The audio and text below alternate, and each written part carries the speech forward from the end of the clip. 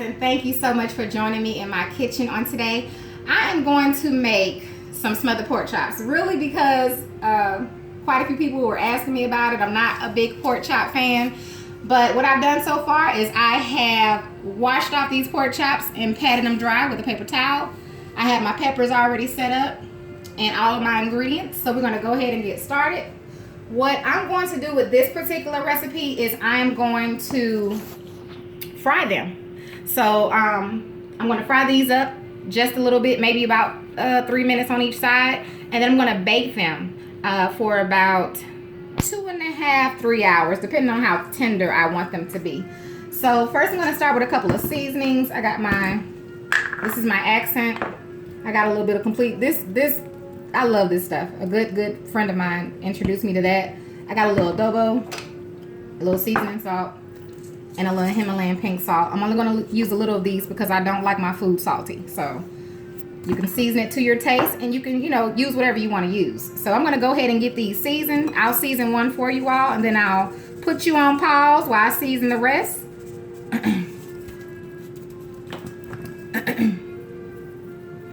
And then when we come back, we'll go ahead and get these babies fried up and browned. Okay. Okay, so now that I've gotten all these breaded up and some flour, I'm going to go ahead and fry them, like I said, about 3 minutes on each side. Okay, so I got my grease ready and my cast iron skillet, and I'm only trying to brown these. I'm not trying to, let me get the grease up a little bit. I'm not trying to really cook them all the way through. I know some people do that, and you can if you'd like to, but see, that grease wasn't hot enough yet. But I'm only trying to brown them on each side, and then I'm going to bake mine, like I said, about 3 hours.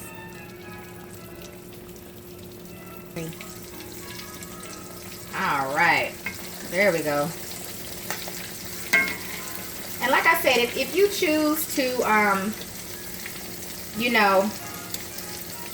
go ahead and cook your pork chops all the way, by all means, go right on ahead. But I like the flour on mine because it actually helps to make the gravy. I don't eat a lot of carbs, but this is one carb I'm going to eat tonight. I am also making some Napa cabbage, some macaroni and cheese, baked mac and cheese. What else am I making? Some rice to go with the gravy because I know those are two starches.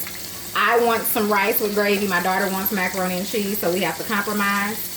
And some biscuits. And I'm going to show you guys these biscuits. I mean, I buy them at Walmart. Sometimes I make my own. I know somebody out there going to say, make it homemade. Well, sometimes I do get the flour out.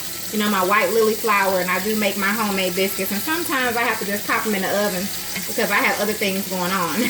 So tonight is going to be one of those nights. So I'm going to continue to fry these. Like I said, I'm about to take these out actually in just a second.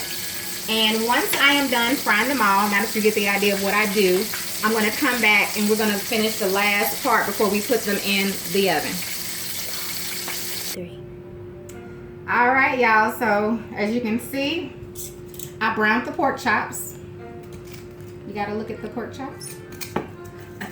And what I'm going to do is I'm going to place them here. So I'm going to place them here in my pan. I like to use this pan sometimes when I bake. Just going to arrange them in there. And keep in mind, you do not have to fry your pork chops, and you do not have, first. And you don't have to bread them. I know some people don't like to use flour. Oftentimes, you all ask me about low carb or things like that. But really, just take those things out. You can do some of the same recipes without doing certain things.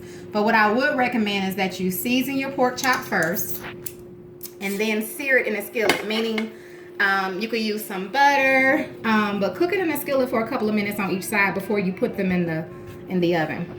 Next, I'm going to add I love green peppers. I know y'all may think this is a lot, but I love green peppers. And they taste really good with this particular recipe.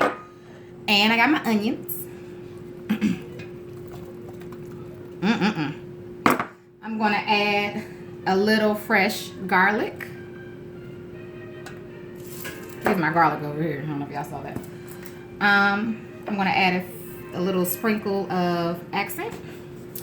And what I like to use in this, along with flour, is I add 2 packets of pork gravy. Now you can use whatever brand you want. This one is generic, as you can see, Kroger. And I have it here. I've added 2 packets of that along with some flour. I think I had about how much flour was it? About a 1/4 cup of flour. And now I'm going to mix this up. Go. Okay, and I'm going to add some water. And I'm going to whisk this up before I put it in there. We're going to add, more water to the pan, but I like to mix this up beforehand. It does make a difference. And I'm going to just go ahead and give a shout out to my auntie Melanie and my cousin Tay. Every time when I used to visit them in Florida, in Tallahassee, they would ask me to make this recipe all the time. Well, now you all see exactly what I be in the kitchen doing.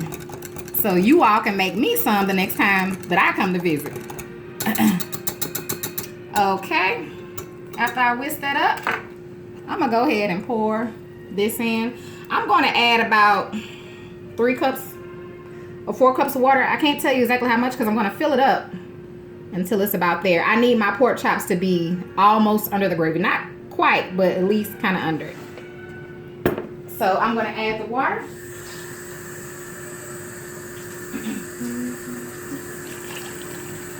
And make sure you blend that flour and stuff up because you don't want all those clumps in your food. It does make a difference if you don't blend them. What's that, 2?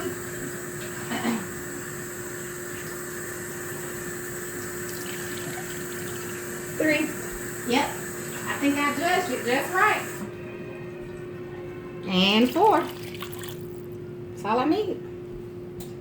I am making it in this pan particularly because I have a cover to it. I mean, yes, the good old-fashioned foil works, but that's all I gotta do. And I'm finna put that baby in the oven.